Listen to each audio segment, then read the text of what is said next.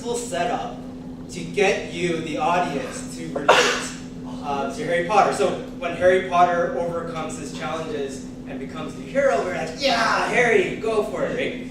So this issue of unfairness is something that we see a lot of. And whenever we see someone being treated unfairly, there's something within us that gets riled up. It's like, that's so unfair. How come this is happening?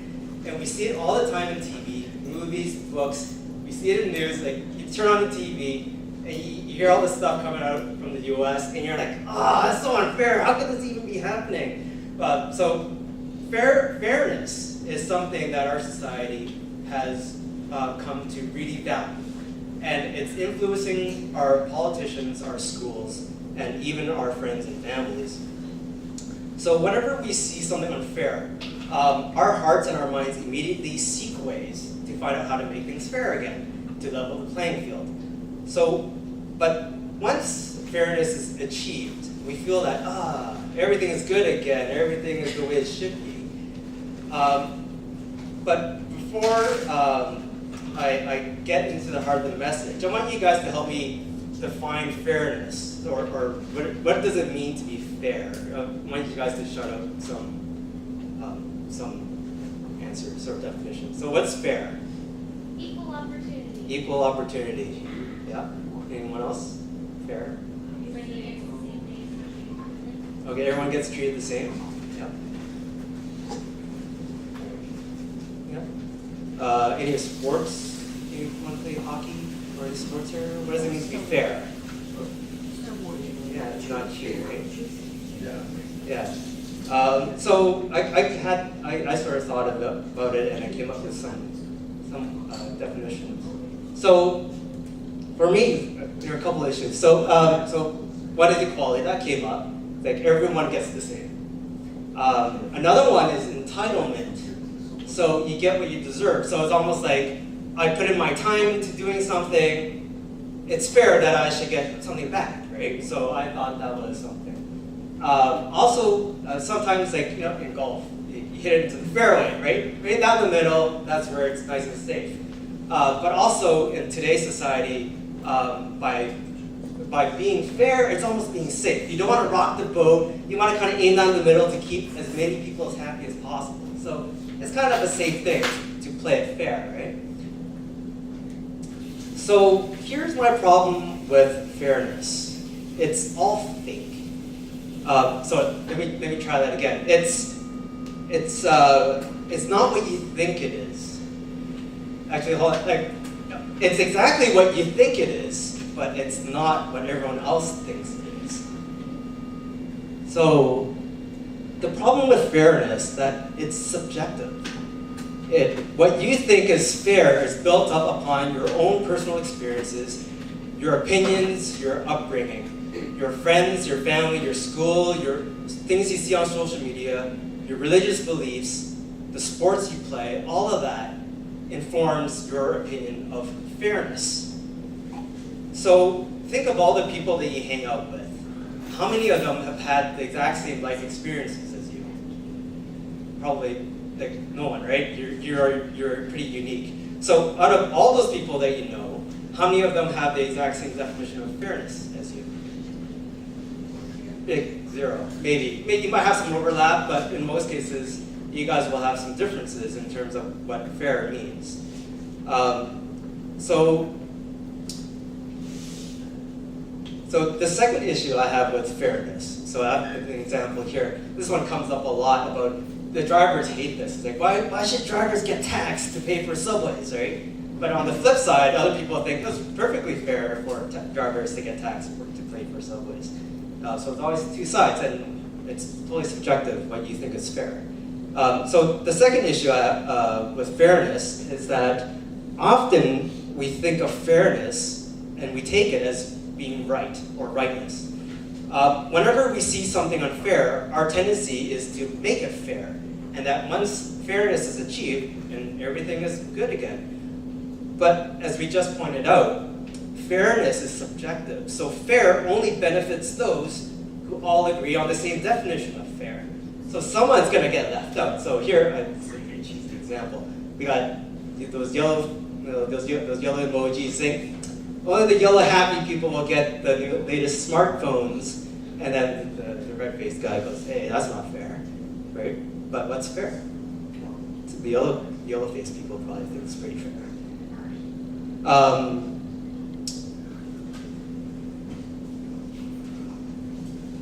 So the third problem I have with fairness is that it changes. So it changes throughout your life. It even changes day by day. Your view of what is fair now is very different from what you thought was fair in grade 1. As it should be. I mean, we grow up, we mature, our opinions change, so fairness, our thoughts on fairness changes. So let me tell you a little story. So I have 2 kids, and we have a little tradition that we have before going to bed. So we would normally have like a little snack because they're kind of hungry after a little bit after dinner. So we would cut up fruit, like apples, oranges. Sometimes we get some strawberries, throw it in there. We cut it up, throw them into bowls, and we give it to the kids. And so what do you think happens once we give out those 2 bowls of fruit? What do you think they did? They start comparing. They start counting every single little piece of fruit, like every single little blueberry. They'll start counting, and then what happens when one has more than the other? It's kind of, not fair. It's not fair. Connor has more, or Callie has more, right? So, but the funny thing is, actually it's not funny. It kind of depresses me that they'll grow up. But as they grow up, eventually they'll stop caring about the number of fruit in their bowls. They'll start being concerned about fairness in terms of what marks they get compared to their friends, or how many reactions they get on social media versus some of the other friends that they know. So their definition of fairness will change over time. So before I get into what the Bible says about fairness, I'm going to ask Giuseppe to come up, and I'm going to ask, where's Thomas? Thomas? Come on, you guys are going to help me out here. You're going to help me out. All right. So Giuseppe, last weekend, this past Sunday, you helped me out with something. What was that? Food drive? No. I don't. Yeah. So Giuseppe was here on Sunday, and he helped out with the Share Food Drive. We had a bunch of bags come in, and you guys probably saw it on the stage. So he helped move them into the gym, and so that was really cool. Thank you so much for helping out with that. So to thank you for helping out on Sunday. Here, have a bag of Skittles. Okay, and Thomas, I don't know why I asked you up here, honestly, but because you walked from the couch to the stage, I'm gonna give you something too. So here, have a bag of Skittles, and then have a ring pop as well. Yeah, Thomas. Okay. When did you All right. So, You deserved it. all right. So Thomas, how does that make you feel? It was really fair. It's really fair. All right. It was unfair because he got something. I honestly picked the wrong guy to ask up here. All right. So just how does that make you feel that you got more?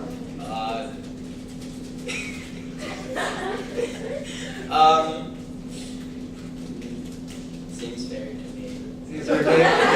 All right. Thanks, guys. You guys have a seat. Thomas! Oh, you baby. Thomas, we were saying like stealing off you. All right. So. That's so fair though. So what I just showed up here with those 2 guys is similar to a story that Jesus told his disciples. So in the past little while, I've been going through the book of Matthew, and the story that Jesus shares with the disciples happened sometime after the Sermon on the Mount. So Jesus is traveling the countryside of Galilee. He has his disciples with him. And so he shares this tale about what the kingdom of heaven is like. So it goes something like this. So For the kingdom of heaven is like a landowner who went out early in the morning to hire workers for his vineyard. He agreed to pay them a denarius for the day and sent them into the vineyard. About 9 in the morning, he went out and saw others standing in the marketplace doing nothing. He told them, "You go also in my vineyard, and I will pay you what is right." So they went.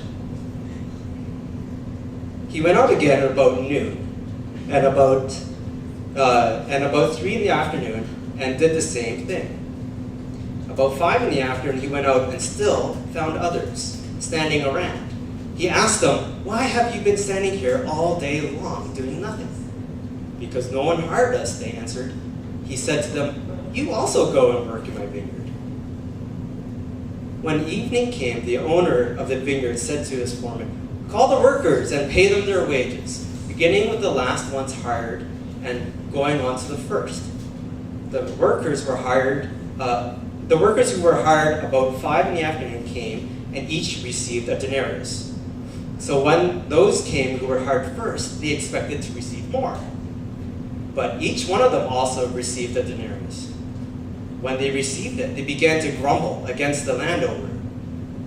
"These who were hired last worked only an hour," they said, "and you have made them equal to us, who have borne the burden of the work and the heat of the day." But he answered one of them, "I am not being unfair to you, friend. Didn't you agree to work for a denarius? Take your pay and go. I want to give the one who was hired last the same as I gave you. Don't I have a right to do with what I want with my own money? Or are you envious that I am generous? So the last will be first, and the first will be last."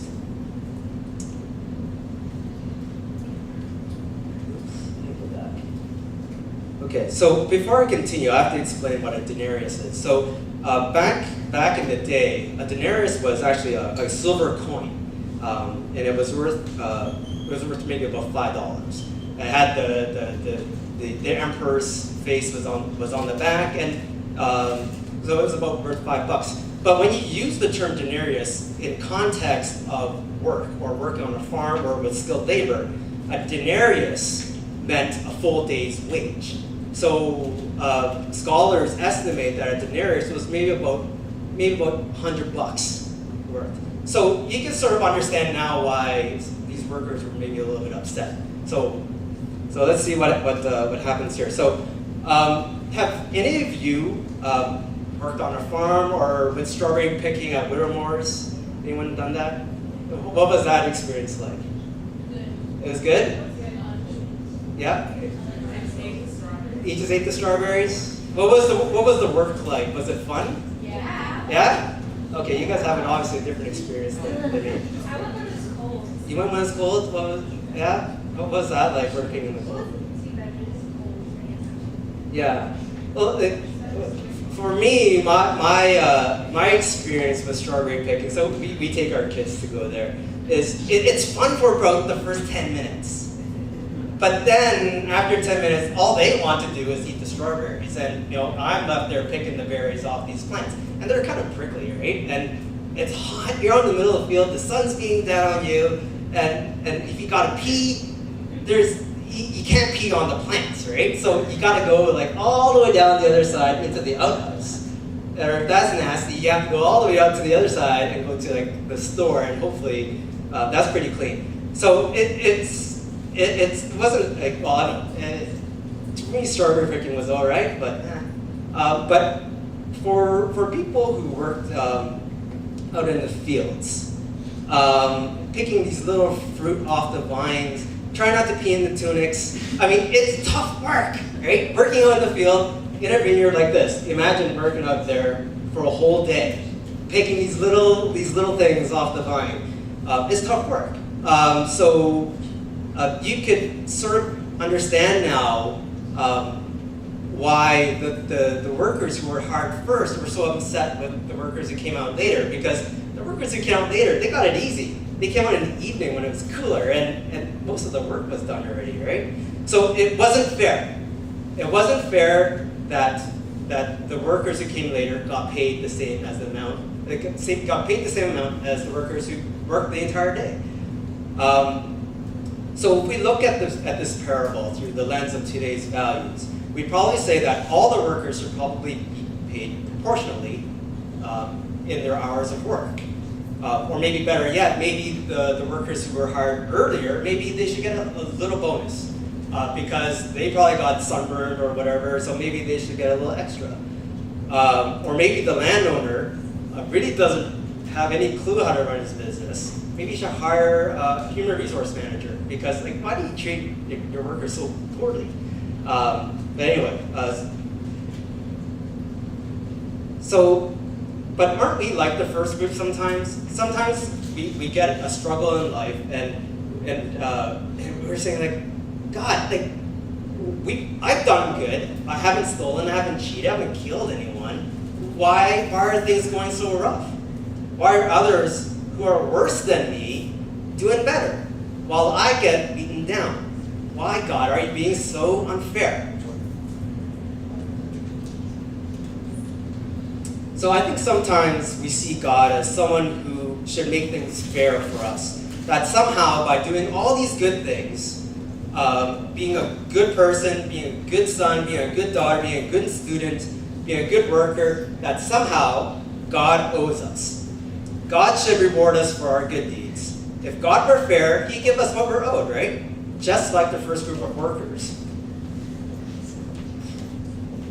But what Jesus is describing here in this parable isn't fairness. In fact, God, the landowner, doesn't seem really to be concerned at all about fairness. What we see in this parable is a picture of what God's society values, which is grace and obedience. And it's revealed to us in this parable through His treatment of the two groups of workers.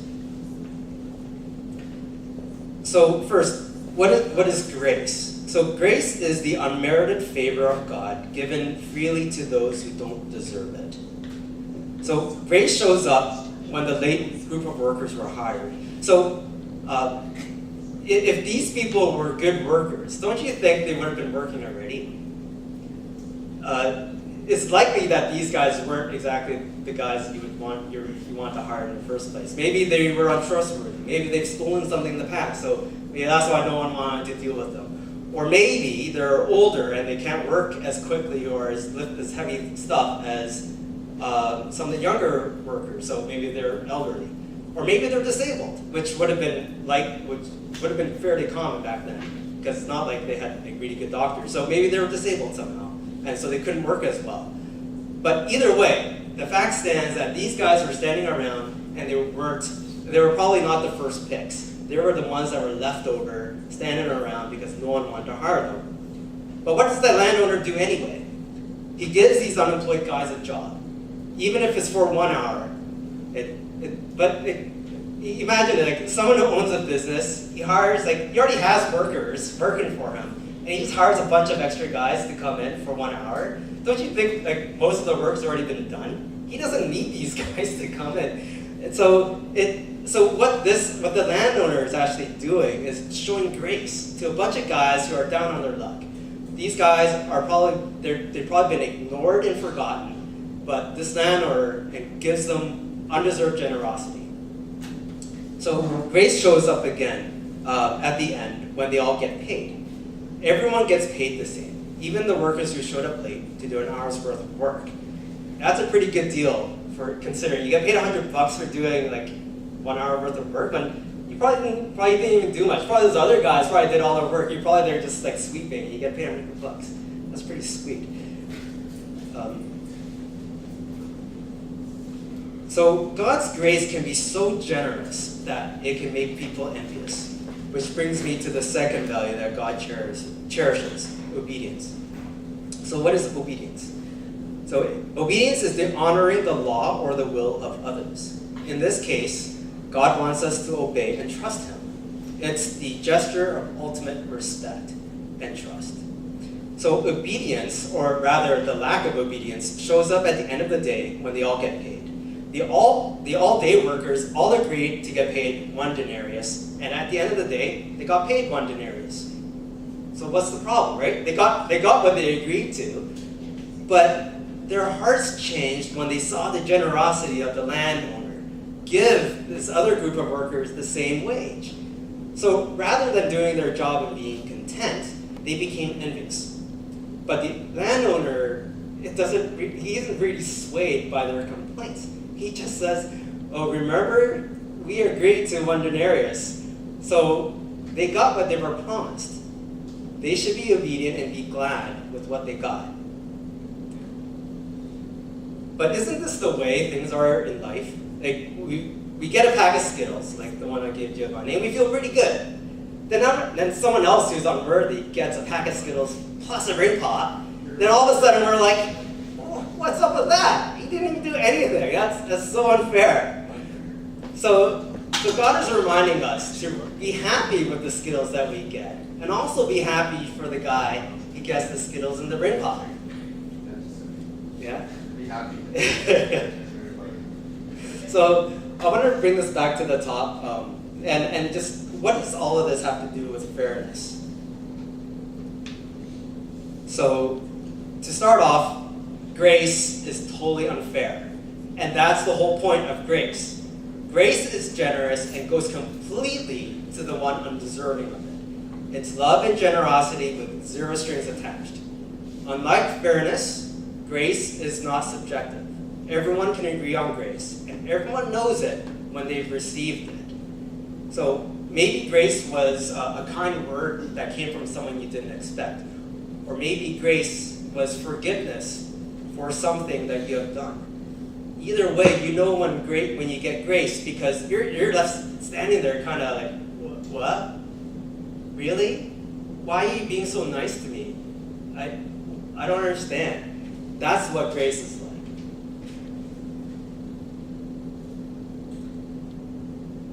Obedience is the honoring the law or will of others, even when it seems unfair to you. Or to put it another way, obedience is unconditional trust. God values our obedience because it shows where our heart is. But it's totally counterculture.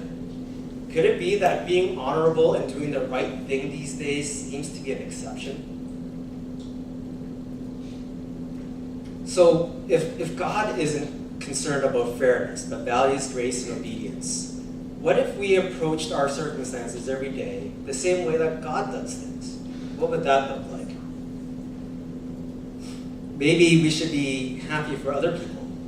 Maybe we should, maybe when we see something on social media, maybe something that happens to our friends, something that happens to someone that you know that's better than what they deserve. Rather than becoming envious and miserable, maybe we should be gracious and happy for them. Perhaps being gracious means to forgive a friend who has betrayed your trust and hurt you. Or maybe the person you need to be more gracious to is yourself. Maybe in some ways you've been really hard on yourself and you wished you were somehow better or somehow different. But what if you start to give yourself a little bit of grace and you saw yourself as lovable? And just start seeing yourself the same way that God sees the rest of us. What if you decide to be obedient to your parents, to your teachers, to your friends? I don't mean blindly just doing whatever they tell you. I mean, what if you gave them respect, despite what you might think or feel?